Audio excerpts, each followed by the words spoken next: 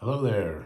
I'm back with a review of the M4 iPad Pro 13-inch. I've had this for about 4 months, close to launch date. I actually did not intend to buy this. I actually did not buy this. A buddy of mine missed his return date and we went ahead and swapped. I gave him my Galaxy Z Fold 5 and he gave me the Pro with the pencil. So I thought, I'd go ahead and give you a pretty thorough review. This is probably going to be a little bit of a longish video. I've used it almost daily for the last 4 months or so, and I have a lot of thoughts on it. I'm going to say it outright in the beginning. Will this replace your laptop? Probably not, unless you're a very light user and you don't really need a laptop. So I'll just get that out of the way. If you're looking for that, that's not what this video is going to be. Overall, I'll go ahead and tell point by point here. Build quality is amazing. The thinness of it, and I'm going to keep it in the case because I'm going to actually do a couple of, a little bit of note taking on it. 5.1 millimeters. It's really light. It makes a big difference. I had the M1 12.9 inch, which I actually felt was a little too cumbersome. So I opted to get the iPad Air 10.9 M1, and this one is actually light enough where if you were, using the 11 inch prior and you want to go ahead and get a bigger screen, but you don't want to carry the weight, this is fine. It doesn't feel heavy. Even after, well, at least for me, after extended use, it still feels light. It's kind of like the difference between the iPhone 14 Pro Max and the iPhone 15 Pro Max. You could really feel the weight difference between the stainless steel and the titanium. The thinness of this is kind of making up for the heaviness. And in my opinion, if you want the big screen, but you want to have a sturdy device, but you didn't want to necessarily carry the weight of the M2 iPad Pro 12.9 inch, this is a really good device to get if you want this type of device. Okay, so it makes a big difference. The Face ID change is also the other significant change, which is awesome. They moved it from, the sort of top portion to the kind of landscape mode here, and that's perfect. That's exactly where it needed to be, and that's probably the best change besides the weight of the entire device. The battery life is pretty much the same. It lasts for the most part all day. I do game on this sometimes, FC Mobile, FIFA Mobile back in the day. And actually you can game on this. Again, you might need, perhaps maybe larger hands to be able to do it, but I can game comfortably on it, even just holding it. And it's not a big deal, or even sitting down. The controls, everything works just fine. This is the ultimate consumption machine. Videos, the speakers are amazing. The display is awesome. It's what it is, right? In that regard, you're not missing out on anything. The Tab S9 Ultra, probably the only thing that can compare to this experience. To me, the OLED screen is nice, but honestly, it doesn't really make a huge difference between the M1 mini LED 12.9 and this. There's some subtle differences, and yes, perhaps it's a little bit better screen. I think my screen on my MacBook Pro 16-inch M3 Pro is just amazing. So it's not a huge deal, but the blacks are very inky black, so it is nice in that regard. Again, the only thing that can compare to this is the Tab S9 Ultra by Samsung in terms of speakers. In terms of display. Speakers, this thing blows everything else away. Maybe my MacBook Pro 16-inch, maybe it's a little more bassy, but this is the ultimate content consumption device. If that's what you're willing, if you're willing to pay the price, this is where it's at. So there's that. But again, it's not going to replace your laptop. So unless you just do light emailing, maybe some light MS Office work, but even that, you would need OneDrive, because that could get a little frustrating because there's no file system there's not an adequate file system. Samsung Tab S9 Ultra actually has a better file system. That's the one thing that Android tablets have over this is the filing system, I think, and perhaps the Dex feature, but I mean, really, I don't know if you really need that. But that's it. If this had a better filing system, then it would be much closer to a laptop replacement. But unfortunately, the filing system is weak, right? You don't know where your stuff ends up. It's just kind of messy. So there's that.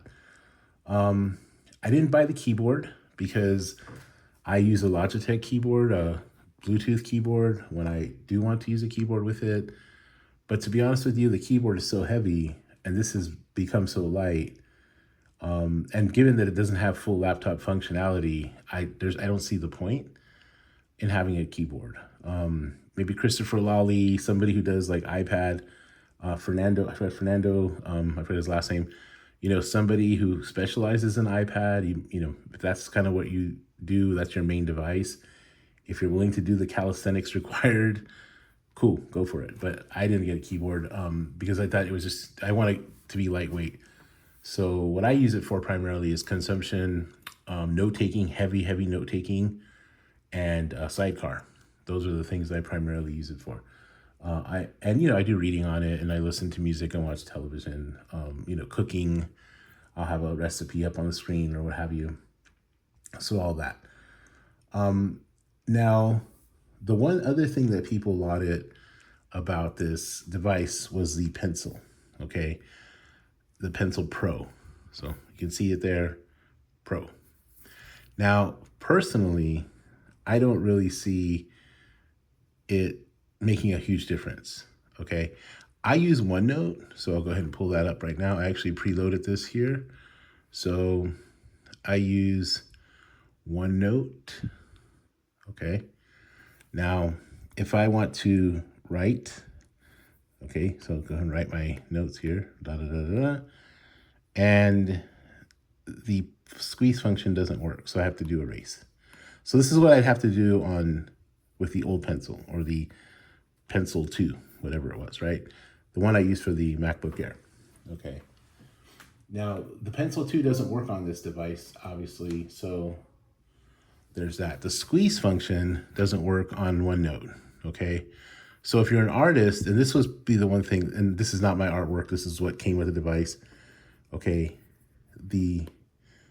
So I'm ruining this picture here, but just to show you, the squeeze function doesn't work here either, right? So this was kind of a weak tap function. This is more of a squeeze function, kind of like the old Pixel 4. You can kind of squeeze the side. At first, it was really annoying because I kept triggering it, but I kind of got used to holding it. So if you see my review of the pencil early on, or my unboxing of it, I did complain about that. I've kind of gotten used to it now, okay? The only thing that it works on, though, is Apple Notes, right? So I'm writing a note here. How much would... Sorry, I don't understand. Siri's spying on me over here. How much wood could a woodchuck chuck? And then I need to squeeze, and there's my eraser. So then I tap, okay? Now, before, with the old pencil, what you would do is you would kind of just do this, right? Here's the eraser, and then do this. So the only difference is this little squeeze function. I mean, it's kind of gimmicky, to be honest with you. What I want is to be able to flip this thing over and erase. Okay, call me when you do that. Okay, this does nothing for me. I mean, this is like whatever. When it saves me a millisecond, and it only works, like, at least for my note-taking, it doesn't work on OneNote, which is what I use primarily. So, that's not working for me. It works only on Apple stuff, right? Apple apps. And Apple Notes sucks. I'm sorry. So I don't use it. Only to take like notes. It doesn't work on Procreate. So if you're an artist, you lose that squeeze functionality. Unless there's a way to do it that I haven't figured out yet. But, here you got to do this, erase, okay, and blend in whatever you're doing here. Let's just brush that, right?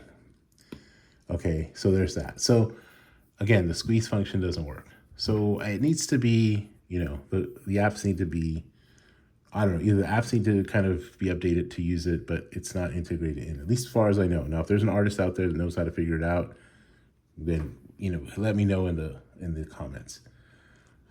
Again, I was, triggering it quite a bit, but now I don't really do that too much. So I've gotten used to holding it, but I just don't see the difference for me as a note taker primarily. I don't see the difference between the two, the old pencil and the new. So there's that. Performance is M4. I mean, it's overkill, okay? Because iPad OS is iPad OS. I'm not gonna I'm not gonna hark on it. I'm not gonna like complain about it. They're not trying to make this a laptop. They want you to buy two devices as their prerogative. If you want a laptop experience, go buy a Surface Pro, okay? You won't get, well, maybe the newer models, I've heard the battery life is much better. I've been tempted to dip my toe in those waters, but I had such a terrible experience with the Surface Pro 8 in terms of battery life. It was just horrible. I got the LTE version and it just was crap. 2-3 hours of screen on time. It was just terrible. So, it doesn't do any good to have a full laptop if the battery's not working. Now, apparently the Copilot models are better. I haven't tried one out myself. I moved away from the Windows computers for the most part. Software, though, is iPad OS. It is what it is. If you want to do the software calisthenics, like I mentioned before, required to use iPad Pro to turn it into a laptop, then knock yourself out. I'm not going to do it. Okay. It's just way too much of a hassle. I need to know where my files are, and I don't. It's too much of a hassle. It seems like it'd be cool in concept, but to be able to like have to flip through everything. Now, if you're a younger person who grew up with these kinds of devices, right, then maybe that might be something that you would manage. I have a friend whose son uses only an iPad for school, and he started using it, as a young student, like I think 3rd, 4th grade, and he knows how to navigate everything and find what he needs to find. But, it's perhaps something, if you grow into it that way, then perhaps you could use it. I need a really good file system. This doesn't do it for me. I'd rather do that work on a laptop. So there's that. And I'm sure many people have, said that in many other reviews as well. So who is this for? Well, one, artists. If you make your money as an artist, I can't speak to that. I have no artistic talent whatsoever. I mean, when I did the Procreate demo, I had to pull up a fake image that was already on there because I couldn't draw one myself. Okay, maybe a stick figure or something.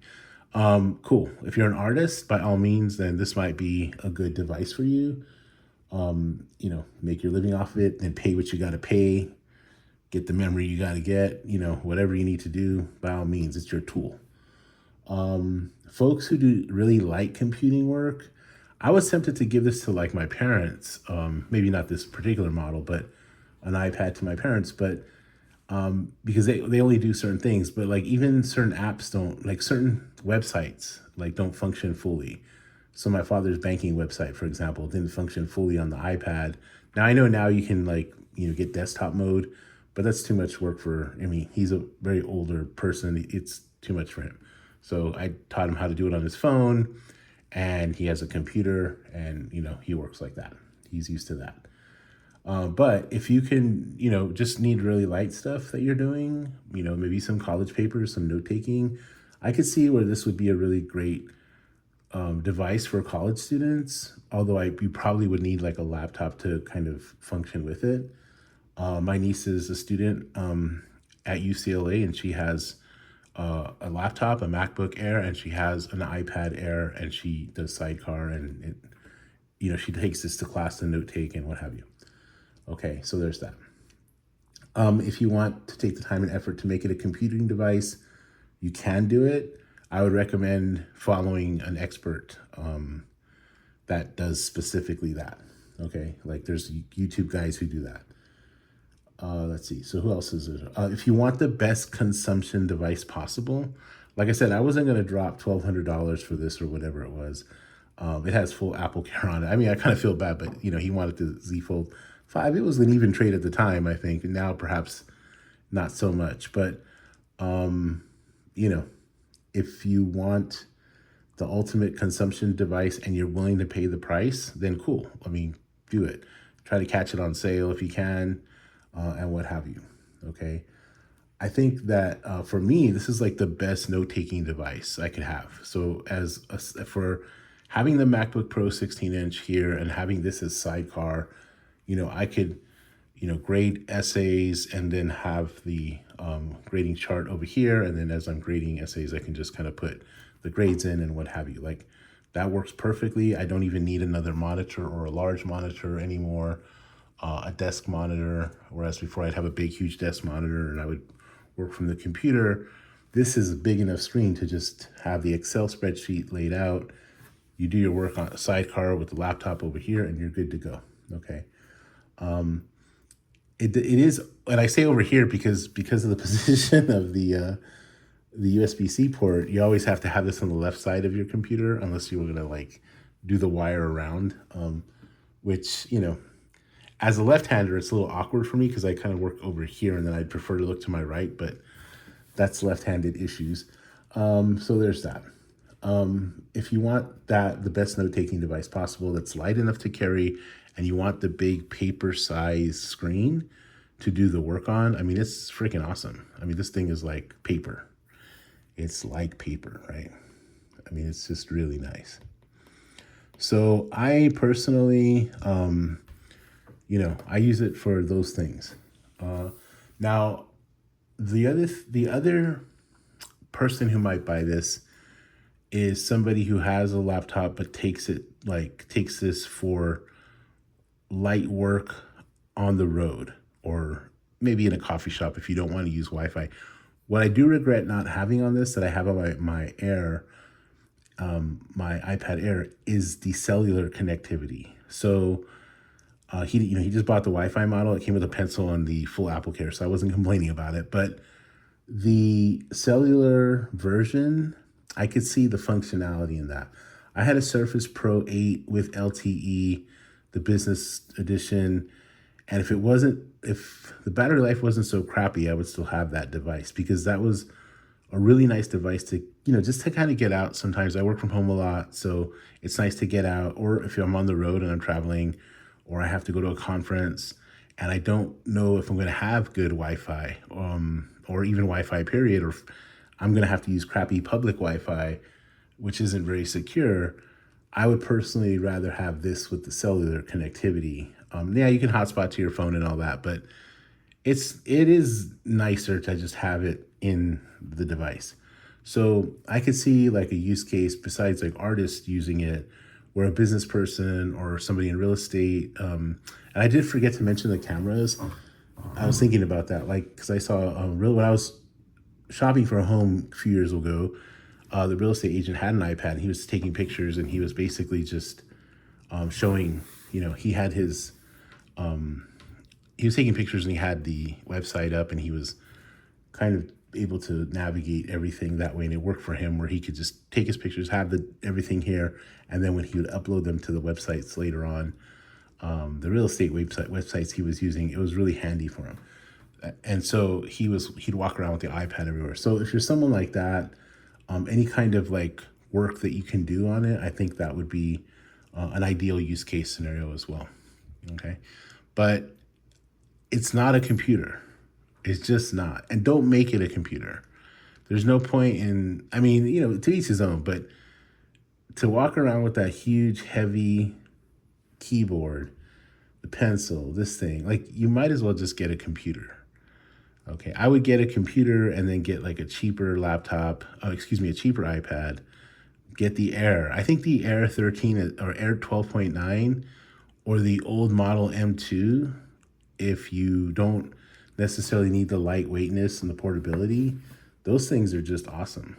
If you want a lightweight iPad Pro or iPad, just get an older model and you're going to be fine. The M1, anything M1 and above, because iPad OS is not going to use the capacity of the chip. It's just not. So, anything M1 and above, even before that, is totally usable. I would say if you're cool with the size and you don't necessarily want the lightweightness, just go get an M1 or M2 iPad Pro 12.9 inch, and you can get it at a fraction of the cost, spec'd out as you want, with LTE, cheaper than this thing. Or get the 11 inch, older models, M1, M2.